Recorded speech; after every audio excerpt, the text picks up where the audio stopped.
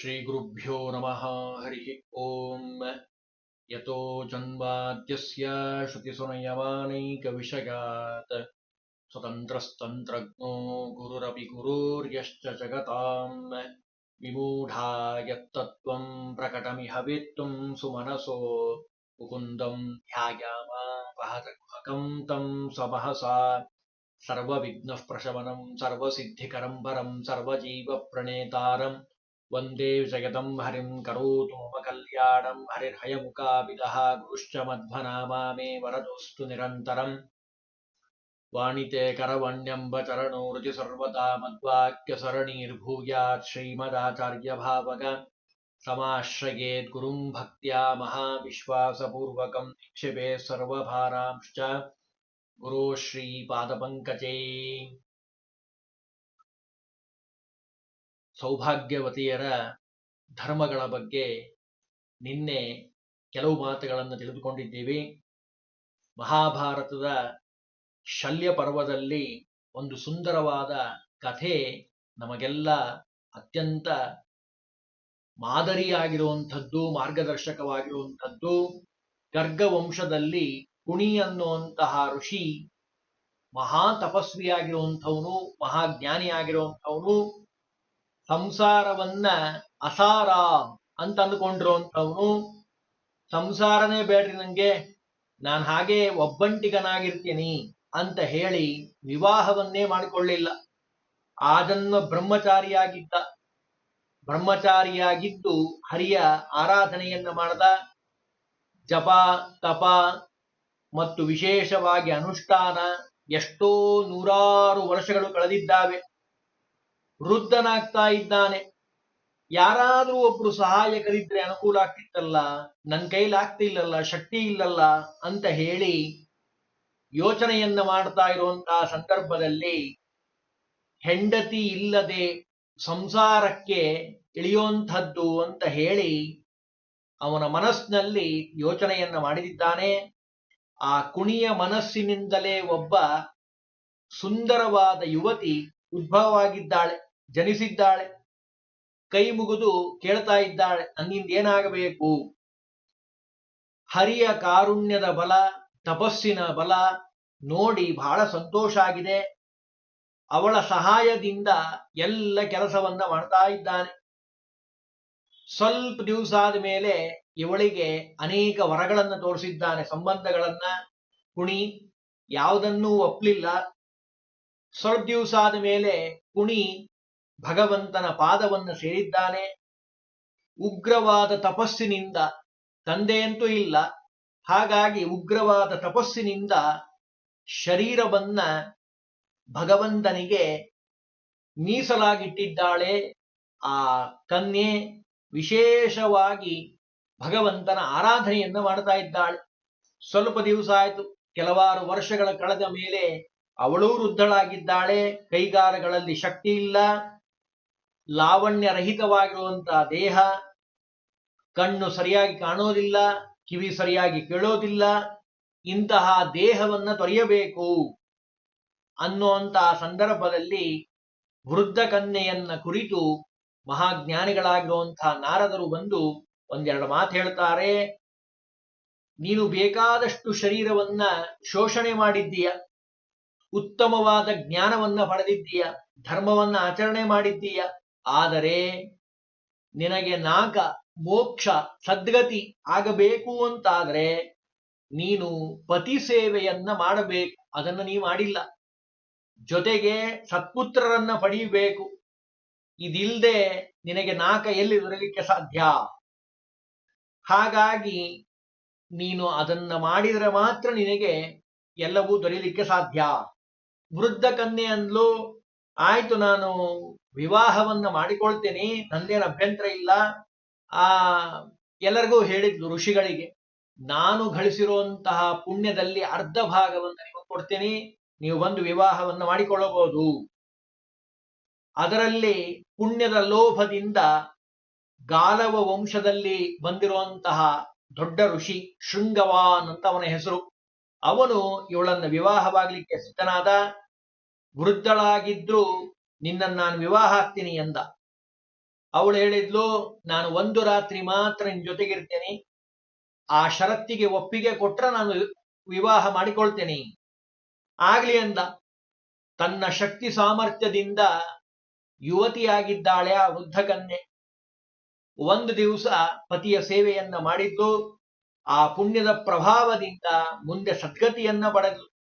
ಈ ಬ್ರಾಹ್ಮಣ ಶೃಂಗವಾನ್, ಅವನೂ ಒಳ್ಳೆ ಸಾಧನೆಯನ್ನ ಮಾಡಿ ಮುಂದೆ ಸದ್ಗತಿಯನ್ನ ಪಡೆದ ಅಂತ ಹೇಳ್ತಾರೆ. ಅಂದ್ರೆ ವಿವಾಹ ಅನ್ನೋದು ಎಷ್ಟು ಅತ್ಯಂತ ಅವಶ್ಯಕವಾಗಿರುವಂಥದ್ದು. ವೈದಿಕ ಸಂಸ್ಕಾರಗಳಲ್ಲೇ ನಾನಿನ್ನನೆ ಹೇಳದ ಹಾಗೆ ಸಮಂತ್ರಕವಾಗಿ ಮಾಡುವಂತಹ, ಸ್ತ್ರೀಯರಿಗೆ ಮಾಡುವಂತಹ ವಿಶಿಷ್ಟವಾದ ಸಂಸ್ಕಾರ ಅದು ಈ ವಿವಾಹ ಸಂಸ್ಕಾರ. ಇನ್ನು ಇಷ್ಟೊಂದು ಹಿರಿಯತನ ಬರಲಿಕ್ಕೆ ಕಾರಣ ಏನು? ನಾರಿಯನ್ನ ಇಷ್ಟೊಂದು ಎತ್ತರದ ಸ್ಥಾನದಲ್ಲಿ ಇರಿಸಲಿಕ್ಕೆ ಕಾರಣ ಏನು ಅಂತ ಕೇಳಿದ್ರೆ, ಒಬ್ಬೊಬ್ಬರನ್ನ ಒಂದೊಂದು ರೀತಿಯಿಂದ ಅವರ ಎತ್ತರವನ್ನ ಗೌರವಿಸುವಂಥದ್ದು. ಜ್ಯೇಷ್ಠತೆ, ಶ್ರೇಷ್ಠತೆ ಅಂತ ನಾವು ಹೇಳ್ತೀವಲ್ಲ, ಅದು ಒಬ್ಬೊಬ್ಬರಿಗೆ ಒಂದೊಂದರಿಂದ ಬರುವಂಥದ್ದು. ಬ್ರಾಹ್ಮಣನಾದವನಿಗೆ ಆಚಾರ್ಯರು ತಾತ್ಪರ್ಯ ನಿರ್ಣಯದಲ್ಲಿ ಹೇಳುವಂತಹ ಮಾತು, ಬ್ರಾಹ್ಮಣನಾದಂಥವನಿಗೆ ಜ್ಞಾನ ಮುಖ್ಯ. ಎಷ್ಟು ಜ್ಞಾನಿಯಾಗಿದ್ದಾನೋ ಅಷ್ಟು ಜ್ಯೇಷ್ಠ ಮತ್ತು ಶ್ರೇಷ್ಠ. ವಯಸ್ಸು ಮುಖ್ಯ ಅಲ್ಲ, ಜ್ಞಾನ ಮುಖ್ಯ. ಇನ್ನು ಕ್ಷತ್ರಿಯನಾದವನಿಗೆ ಬಲ ಯಾರಲ್ಲಿ ಜಾಸ್ತಿ ಇದೆನೋ ಅವರಿಗೆ ಜ್ಯೇಷ್ಠತ್ವ ಮತ್ತು ಶ್ರೇಷ್ಠತ್ವ. ಹಾಗೆ ಸ್ತ್ರೀಯರಲ್ಲಿ ಸ್ತ್ರೀಣಾಂ ಸೌಭಾಗ್ಯತೋ ಜ್ಯೇಷ್ಠಂ ಅಂತ ಹೇಳ್ತಾ ಇದೆ. ಬಹಳ ಸುಂದರವಾಗಿ ಶಾಸ್ತ್ರ ಹೇಳುವಂತಹ ಮಾತಿದು. ಸೌಭಾಗ್ಯವತಿಯಾಗಿ ಯಾರಿರ್ತಾರೋ ಅವಳು ಬಹಳ ಶ್ರೇಷ್ಠಳಾಗಿರುವಂಥವಳು. ವಿಪ್ರಾಣಾಂ ಜ್ಞಾನತೋ ಜ್ಯೇಷ್ಠಂ ಕ್ಷತ್ರಿಯಾಣಾಂತು ವೀರ್ಯತಃ. ನನ್ನ ಮಾತಲ್ಲ, ಶ್ಲೋಕದಲ್ಲಿ ಹೇಳ್ಬಿಟ್ಟಿದ್ದಾರೆ. ಹಾಗೆ ಸ್ತ್ರೀಣಾಂ ಸೌಭಾಗ್ಯತೋ ಜ್ಯೇಷ್ಠಂ, ಸೌಭಾಗ್ಯವತಿಯರ್ಯಾರಾಗಿರ್ತಾರೋ ಅವರು ಶ್ರೇಷ್ಠರು. ಅಲ್ರಿ, ಸೌಭಾಗ್ಯವತಿಯರು ಅಂತಂದ್ರೆ ಏನು? ಹಂಗಂದ್ರೆ ಸೌಭಾಗ್ಯ ಅಂದ್ರೆ ಏನು? ಎಲ್ಲರೂ ವಿವಾಹ ಆಗಿರ್ತಾರೆ, ಸೌಭಾಗ್ಯವತಿಯರು ಅಂತ ಅಂತಾರಲ್ಲ ಮತ್ತೆ ಅಂತ ಕೇಳಿದ್ರೆ, ಅದಕ್ಕೆ ವಾಚಸ್ಪತ್ಯ ಮತ್ತು ಶಬ್ದಕಲ್ಪದ್ರುಮದಲ್ಲಿ ಕೋಶಗಳಲ್ಲಿ ಸುಭಗ ಅಂತ ಒಂದು ಶಬ್ದ ಇದೆ. ಅದಕ್ಕೆ ಅರ್ಥ ಏನು ಅಂದ್ರೆ ಪತಿಪ್ರಿಯ. ಸೌಭಾಗ್ಯವತಿ ಅಂತ ಯಾರನ್ನು ಕರಿಬೇಕು ಅಂತ ಕೇಳಿದ್ರೆ, ಪತಿಪ್ರಿಯತ್ವವನ್ನ ಪಡೆದಂತಹ ಸ್ತ್ರೀ ಯಾರಿದ್ದಾಳೋ ಅವಳು ಹರಿಯದ ವಯಸ್ಸಿನವಳಾದ್ರೂ ಅವಳು ಜ್ಯೇಷ್ಠಳು ಅಂತ ಅನಿಸ್ಕೊಳ್ತಾಳೆ. ಕಾತ್ಯಾಯನರು ಹೇಳುವಂತಹ ಮಾತಿದು. ಅಂದ್ರೆ ಪತಿಯ ಪ್ರಿಯತೆಯನ್ನ ಯಾರು ಪಡೆದಿದ್ದಾರೋ, ಯಾವ ಪತಿ ತನ್ನ ಹೆಂಡತಿ ಮೇಲೆ ವಿಶೇಷವಾಗಿ ಪ್ರೀತಿ ಮಾಡ್ತಾನೋ, ಪತಿಯ ಪ್ರೀತಿಯನ್ನ ಹೆಚ್ಚಾಗಿ ಪಡೆದಿರುವಂತಹ ಸ್ತ್ರೀ ಯಾರಿದ್ದಾಳೋ ಅವಳು ಜ್ಯೇಷ್ಠಳಾಗಿರುವಂಥವಳು. ಹಾಗಾದ್ರೆ ಮತ್ತೆ ಪತಿಯ ಪ್ರೀತಿಯನ್ನ ಪಡೆಯೋದು ಹೇಗೆ, ಸಂತೋಷ ಪಡಿಸೋದು ಹೇಗೆ ಅಂತ ಪ್ರಶ್ನೆ ಮಾಡಿಕೊಂಡ್ರೆ ಅದಕ್ಕೆ ಹೇಳ್ತಾರೆ, ಧನ ಕನಕಗಳಿಂದ, ವಸ್ತು ವಾಹನಗಳಿಂದ ಬರುವಂತಹ ಪ್ರೀತಿ ಇದೆ ಅಲ್ಲ, ಅದು ಅಶಾಶ್ವತವಾಗಿರುವಂಥದ್ದು. ಮತ್ ಪತಿಯ ಪ್ರೀತಿಯನ್ನ ಪಡೆಯೋದು ಹೇಗೆ ಅಂತ ಕೇಳಿದ್ರೆ, ಭರ್ತುರಾದೇಶ ವರ್ತಿನ್ಯ.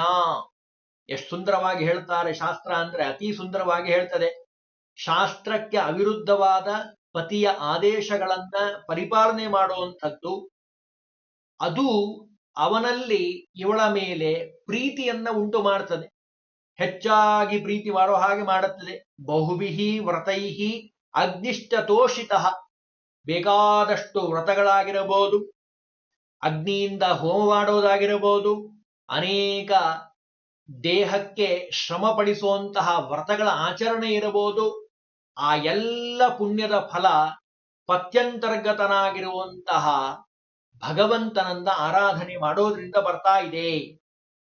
ಅಲ್ರಿ, ಅಗ್ನಿ ಆಹುತಿ ಹಾಕಬೇಕು, ಹೋಮ ಹವನ ಅಂತ ಅಂತಾರಲ್ಲ, ಮತ್ತೆ ಸ್ತ್ರೀ ಮಧ್ಯೆ ಹೇಗ್ ಮಾಡೋದು? ಅಗ್ನಿ ಹೋಮ ಮಾಡ್ಬೇಕಲ್ಲ ಅಂತ ಕೇಳಿದ್ರೆ ಅದಕ್ಕೆ ಹೇಳಿದ್ರು, ಬಾಯಿ ಇದೆ ಅಲ್ಲ ಅದೇ ಅಗ್ನಿ.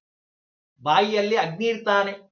ಮುಖಾದಿಂದ್ರಶ್ಚ ಅಗ್ನಿಶ್ಚ ವೇದ ಹೇಳ್ತಾ ಇದೆ. ಭಗವಂತನ ಬಾಯಿಯಿಂದ ಅಗ್ನಿ ಉತ್ಪತ್ತಿಯಾಗಿರುವಂಥವನು.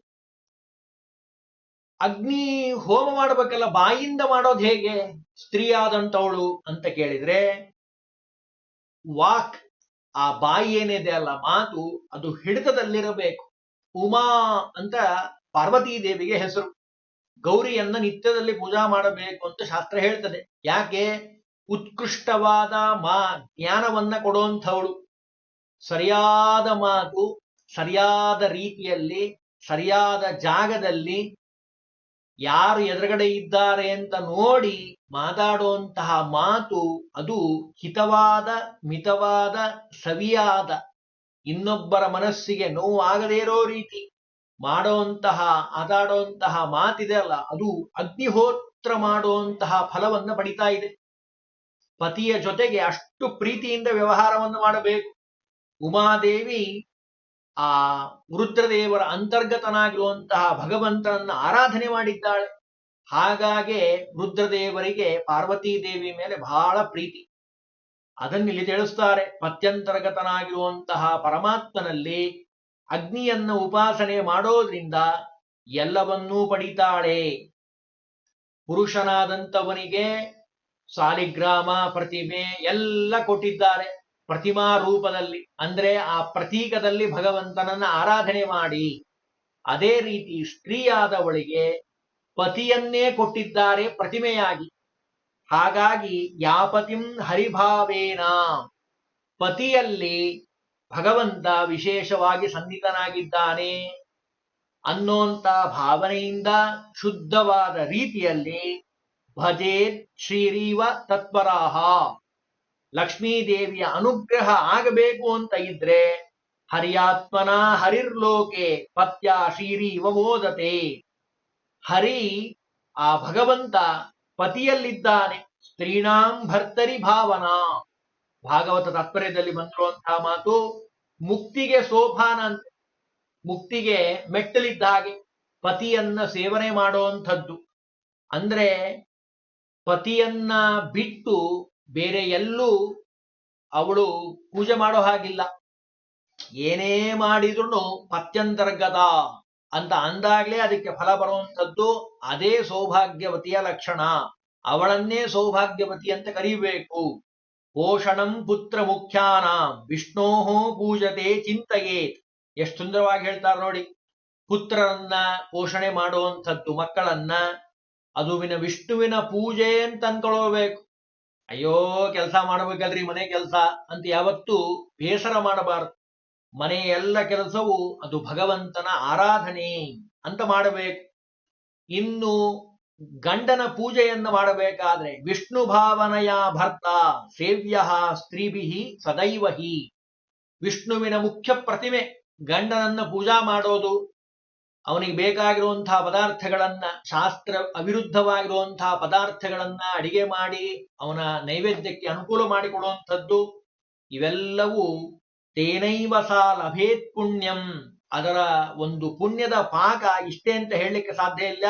ನಿತ್ಯ ನಿತ್ಯ ಸುಖಪ್ರದಂ, ಎಲ್ಲೂ ಸುಖವನ್ನ ಪಡಿತಾಳೆ, ಎಲ್ಲ ರೀತಿಯ ಸುಖವನ್ನ. ಮರಣಾನಂತರ ವಿಶೇಷವಾದ ಭಗವಂತನ ಅನುಗ್ರಹ ಆಗುತ್ತೆ ಅಂತ ಹೇಳ್ತಾರೆ. ಅದರಲ್ಲೂ ಪತಿ ಸೇವೆಗೆ ಬಾಧಕವಾಗುವಂತಹ ಕೃಚ್ಛಾದಿ ವ್ರತಗಳನ್ನ ಸ್ತ್ರೀಯರಿಗೆ ವಿಧಾನ ಮಾಡೇ ಇಲ್ಲ. ಜಪಾದಿಗಳನ್ನ ಹೆಚ್ಚಾಗಿ ಮಾಡಿ ಅಂತ ಹೇಳಿಲ್ಲ. ಸ್ವಧರ್ಮದ ಪಾಲನೆಯನ್ನ ಮಾಡುವಂತಹ ಸೌಭಾಗ್ಯವತಿ ಸ್ತ್ರೀಯರಲ್ಲಿ ಅನೇಕ ಗುಣಗಳಿದ್ದಾವೆ.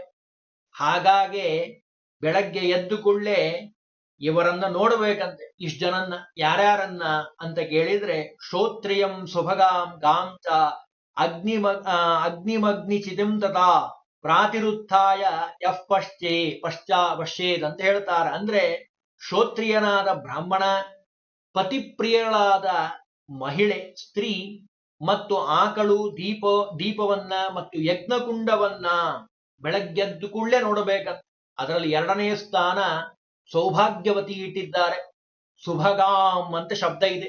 ಅಂದ್ರೆ ಪತಿಪ್ರಿಯಳಾದಂತಹ ಸ್ತ್ರೀಯ ದರ್ಶನ ಮಾಡಬೇಕಂತ. ಅಂದ್ರೆ ಆ ಪತಿಯನ್ನ ಪ್ರೀತಿಸುವಂತಹ, ಪತಿಯ ಪ್ರೇಮವನ್ನ ಪಡೆದಿರುವಂತಹ ಸ್ತ್ರೀಗೆ ಶಾಸ್ತ್ರ ಅಷ್ಟು ಎತ್ತರದ ಸ್ಥಾನದಲ್ಲಿ ಕೊಟ್ಟಿರುವಂಥದ್ದು. ಸೌಭಾಗ್ಯವತಿಯರಾದ ಸ್ತ್ರೀಯರ ದರ್ಶನದಿಂದ ಎಲ್ಲವೂ ಸಿದ್ಧ ಆಗತ್ತದೆ. ಅದರಲ್ಲೂ ಸಮಾಜವನ್ನ ಸುಧಾರಿಸುವಲ್ಲಿ ಮನೆಯ ವಾತಾವರಣವನ್ನ ಮತ್ತು ಮನೆಯ ಸುತ್ತಮುತ್ತಲಿನ ವಾತಾವರಣವನ್ನ ಸರಿಪಡಿಸುವಂತಹ ಅಪೂರ್ವವಾದ ಶಕ್ತಿ ಅದು ಪತಿವ್ರತೆಯಲ್ಲಿರುವಂಥದ್ದು. ಹಾಗಾಗೆ ಆ ಪತಿವ್ರತೆಗೆ ಅಷ್ಟೊಂದು ಎತ್ತರದ ಸ್ಥಾನವನ್ನು ಕೊಟ್ಟಿದ್ದಾರೆ.